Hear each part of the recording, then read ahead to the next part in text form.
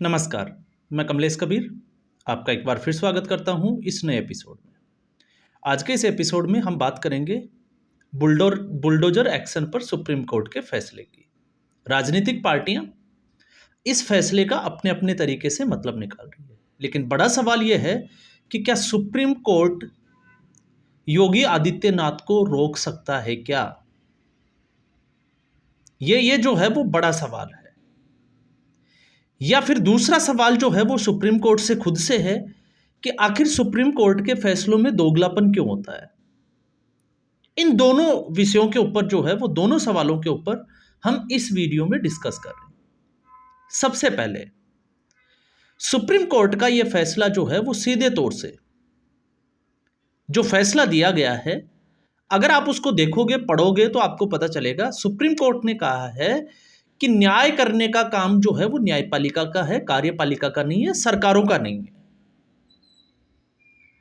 तो किसी भी मुद्दे के ऊपर न्याय प्रक्रिया में न्याय करने का काम जो है वो सुप्रीम कोर्ट का है। लेकिन अब सवाल यह है कि क्या सुप्रीम कोर्ट जो है वो तय समय पे न्याय करता है क्या? वो सुप्रीम कोर्ट जो तीस्ता सीतलवाड़ जैसे पत्रकारिता में या जो बुक्स वगैरह लिखते हैं, जो देश को तोड़ने की बात करते हैं, उनके लिए सारे नियम कायदे जो है वो तोड़ देता है और आधी रात को छुट्टी के दिन जो है वो सुनवाई करता है और उसको छोड़ देता है। वो सुप्रीम कोर्ट जो सीधे तौर से जो है वो अभिषेक मनु सिंघवी, कपिल सिब्बल जैसे वकीलों की जो है वो कठपुतली बन के रह गया, क्या उस कोर्ट से हम इस तरीके की उम्मीद कर सकते हैं क्या? जो सीधे तौर से हाईकोर्ट ये कहता है कि अरविंद केजरीवाल के सामने या अरविंद केजरीवाल के खिलाफ पर्याप्त साक्ष्य और सबूत मौजूद है, लेकिन हम जो है वो केस की मेरिट्स पे ना जाकर, चूंकि वो एक राजनेता है और उसकी सुनवाई में जो है वो देरी हो रही है, इसलिए हम उसको जमानत देते हैं और बिन मांगे देते हैं, तो क्या उस सुप्रीम कोर्ट से हम न्याय की उम्मीद कर सकते हैं क्या? और वो भी ऐसे समय में, क्योंकि बुलडोजर एक्शन वैसे अगर आप देखोगे तो अकेले उत्तर प्रदेश का मसला नहीं है। ये मसला शुरू हुआ है दिल्ली के एक पत्रकार, आपको पता होगा जिस तरीके से दिल्ली में कार्रवाई हुई, और दिल्ली में प्रशासन जो है वो किसके अंडर में आता है ये आपको भी पता है और हमें भी पता है। तो जिस पत्रकार के ऊपर जो कार्रवाई हुई थी वो पत्रकार हिंदू पत्रकार, क्योंकि इसमें पूरा का पूरा जो है वो एक राजनीतिक रंग देने की पूरी कोशिश की गई कि योगी जो है वो सिर्फ और सिर्फ मुस्लिम समुदाय के लोगों के घरों के ऊपर ही बुलडोजर चलाता है। लेकिन जब हम फैक्ट्स पे जाते हैं तो पहली बार जो कार्रवाई की गई वो कार्रवाई की गई थी विकास दुबे। तो विकास मोहम्मद सलीम तो वो था नहीं। विकास दुबे के ऊपर घर तोड़ा गया, और घर क्यों तोड़ा गया? जिसने 8 पुलिस वालों को जो है वो गोलियों से भून दिया और उसके बाद वो फरार हो गया। तो क्या ऐसे व्यक्ति के घर को जो है वो तोड़ना नहीं चाहिए? और सुप्रीम कोर्ट ने इस फैसले में यह भी कहा है कि उसकी सजा उसके परिवार को क्यों? तो क्या ये अपराधी जो है वो किसी के परिवार को जब सजा देते हैं, किसी के परिवार को गोलियों से भून देते हैं, तो वो पहले आके पूछते हैं क्या कि ये आपके परिवार का सदस्य है क्या? क्योंकि हम सिर्फ जिससे बदला लेना है उसी को गोली मारेंगे, तो ऐसा जो है वो है नहीं। तो सुप्रीम कोर्ट का दोगलापन वो तो साफ तौर से जो है वो नजर आता है कि जिस तरीके से सुप्रीम कोर्ट के ऊपर वामपंथ की एक छाया है वो उसी के हिसाब से चलता आ रहा है। और जब वो नरेंद्र मोदी के खिलाफ, केंद्र सरकार के खिलाफ अगर कोई आदेश जारी करता है तो फिर वामपंथी जो पत्रकार, मीडिया दलाल जो है वो हो चाहे सरकारें हो विपक्ष की, वो तालियां बजाती है। लेकिन जब वो सही तरीके से, या हम कहें कि वो अगर सरकार के हित में फैसला देता है, तो फिर यही लोग जो है वो, जैसे आपको पता होगा, डीवाई चंद्रचूड़ को कटघरे में खड़ा कर देते हैं। तो बस सिर्फ और सिर्फ ये राजनीति करनी होती है। तो पहली कार्रवाई जो है वो विकास दुबे के ऊपर की गई थी, और उसके बाद में जो कार्रवाई हुई वो कार्रवाई हुई, आपने देखा, अतीक अहमद, मुख्तार अंसारी जैसे लोगों के ऊपर। तो अतीक अहमद कौन था? कितने लोगों को उसने जो है वो हत्याएं करवाई, कितने लोगों की जमीनों पे उसने कब्जा किया? तो आपको जो है वो अंदाजा लग जाएगा कि उसके ऊपर कार्रवाई सही थी या गलत थी। और मैं अप्रिशिएट करता हूं ऐसी सरकार को जो माफियाओं की ज़मीन को जो है वो अतिक्रमण को हटाकर वहाँ सफाई कराकर और फिर उसके बाद में वहाँ फ्लैट बनाती है और गरीबों को दे देती है। तो ये जो है वो एक देखने का नज़रिया होता है कि हम उस घटना को जो है वो किस एंगल से देखते हैं। तो ये जो है वो सारा एक जो है वो प्रपंच था। कोर्ट दरवाजे जो है वो सबके लिए खुले हुए हैं। मनोज टिब्रीवाल पत्रकार जिसका घर तोड़ा गया वो सुप्रीम कोर्ट गया, गलत तरीके से तोड़ा गया या कैसे भी तोड़ा गया, सुप्रीम कोर्ट ने ऑर्डर किया कि उसको 25 लाख का मुआवजा दिया जाए। लेकिन आज जो है वो सुप्रीम कोर्ट ने कहीं भी अपने फैसले में ये नहीं लिखा कि बुलडोजर एक्शन पे रोक लगा दी। सुप्रीम कोर्ट ने सिर्फ गाइडलाइन की बात की कि इस प्रक्रिया में जाने से पहले जो है वो कुछ बिंदु ऐसे हैं जिनके ऊपर जो है वो गौर करना चाहिए। और उसमें जो है वो अगर आप देखोगे तो मुझे लगता है कि ये तो योगी को जो है वो फ्री हैंड करने की बात है। अब कैसे, तो आप समझोगे कि जहां पे जिनके पास अवैध कब्जे हैं तो या तो उनके पास पट्टा नहीं होगा या रजिस्ट्री नहीं होगी। तो ऐसी स्थिति में, क्योंकि अब उत्तर प्रदेश में जब आता है कि संप्रदाय विशेष के या समुदाय विशेष के खिलाफ कार्रवाई हो रही है, तो उत्तर प्रदेश जो है वो मुस्लिम बाहुल्य है। तो ज़्यादातर जो कार्रवाई है वो मुस्लिम और जितने भी जो माफिया है वो इसी समुदाय से जुड़े हुए हैं। तो ऐसी स्थिति में ये कार्रवाई जो है वो नज़र आती है। तो सारे मुस्लिमों के खिलाफ जो हो रहा है ऐसा कुछ नहीं है, क्योंकि हिंदुओं के खिलाफ भी हो रहा है और ये लगातार जो है वो सामने आ चुकी है बातें। लेकिन अब इससे जो है वो आप जब समाजवादी पार्टी कांग्रेस पार्टी इस मुद्दे को उठाती है तो इसको आप ऐसे समझिए, जो सीए और एनआरसी में कहते थे कि हम जो है वो कागज़ नहीं दिखाएंगे, तो अब तो कोर्ट कह रहा है कि आपके पास अगर आपका मकान वैध है तो आप कागज़ दिखाइए। तो क्या ये लोग जो है वो अब कागज़ दुरुस्त नहीं रखेंगे या फिर नहीं दिखाएंगे? और उस सरकार के खिलाफ जिसकी मैं बात कर रहा हूँ, योगी आदित्यनाथ। तो ऐसी स्थिति में मुझे लगता है कि सुप्रीम कोर्ट ने जो है वो योगी आदित्यनाथ को और ज़्यादा जो है वो मजबूत कर दिया है इस मामले में, अगर आप इसको जो है वो सही तरीके से इसका आकलन करोगे तो सुप्रीम कोर्ट की जो गाइडलाइन है अगर हम उसको देखें तो उस गाइडलाइन को एक बार हम समझने की कोशिश करेंगे कि वो गाइडलाइन है क्या। तो उस गाइडलाइन में जो कहा है सुप्रीम कोर्ट ने वो है, यदि ध्वस्तीकरण का आदेश पारित किया जाता है तो इस आदेश के विरुद्ध अपील करने के लिए समय दिया जाना चाहिए। मतलब किसी के घर को तोड़ना है या इस तरीके की कोई है तो उसको वो अपील करने के लिए उसको थोड़ा समय दिया जाना चाहिए। अब मैं आऊँगा उस पर थोड़ा सा, लेकिन पहले एक बार इस गाइडलाइन की बात कर लेते हैं। इसके अलावा बिना कारण बताओ नोटिस के ध्वस्तीकरण की कार्रवाई नहीं की जा सकती। बिना नोटिस के जो है वो कार्रवाई नहीं कर सकते। मालिक को पंजीकृत डाक द्वारा नोटिस भेजा जाएगा और नोटिस को संरचना के बाहर चिपकाया जाएगा। घर के बाहर जो है वो उस नोटिस को चिपकाया जाएगा। तो ये तो जो है वो लीगल, कोर्ट ये कहता है कि आप कार्रवाई करिए, लीगल तरीके से करिए, रोक नहीं रहा है। आगे दे रखा है, नोटिस तामील होने के बाद अपना पक्ष रहने के लिए संरचना के मालिक को 15 दिन का समय दिया जाएगा। मतलब नोटिस चिपकाने के 15 दिन का समय है कि मालिक जो है वो उसके खिलाफ अपील कर सकता है। तामील होने के बाद कलेक्टर और जिला मजिस्ट्रेट द्वारा सूचना भेजी जाएगी। जब तामील हो जाएगी, इस तरीके की नोटिस चस्पा हो जाएगा, तो उसकी जो कार्रवाई है वो डीएम के अंडर होगी। कलेक्टर और डीएम नगरपालिका भवनों के ध्वस्तीकरण आदि के प्रभारी नोडल अधिकारी नियुक्त करेंगे। मतलब जो तोड़ने वाले जो अधिकारी होंगे, नोडल अधिकारी, वो डीएम तय करेंगे।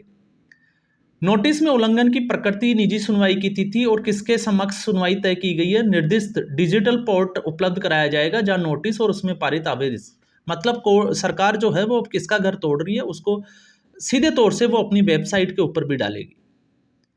प्राधिकरण व्यक्तिगत सुनवाई सुनेगा और मिनटों को रिकॉर्ड किया जाएगा। जिसके बाद मतलब यह है कि अगर किसी व्यक्ति की अपील पे सुनवाई होती है तो वो जो है वो उसकी रिकॉर्डिंग की जाएगी,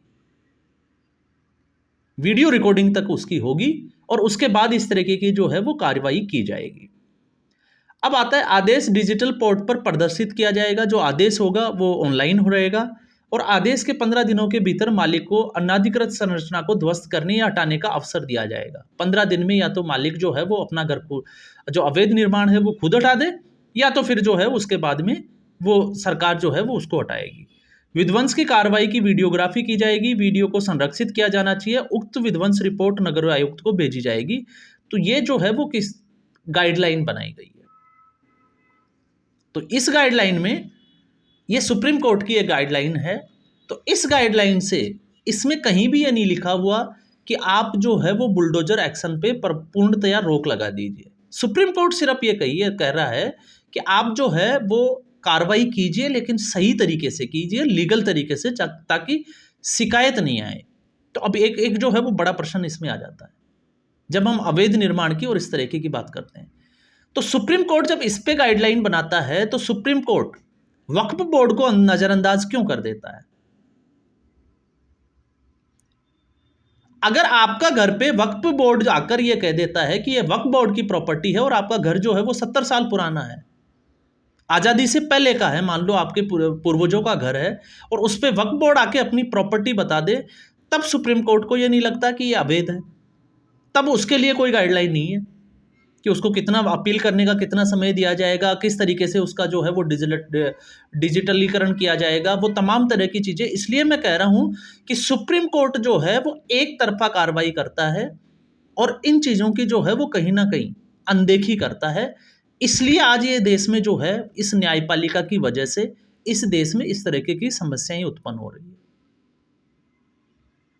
जब आप देखते हो कि सुप्रीम कोर्ट में सनातन और हिंदुओं के खिलाफ जो टिप्पणी की जाती है तो कभी स्वतः संज्ञान नहीं लेता, चाहे वो एमके स्टालिन का बेटा हो, चाहे कांग्रेस पार्टी में खड़गे का बेटा हो, या फिर कोई और जो है वो उत्तर प्रदेश का मौलवी या मौलाना हो या मुसलमान नेता हो।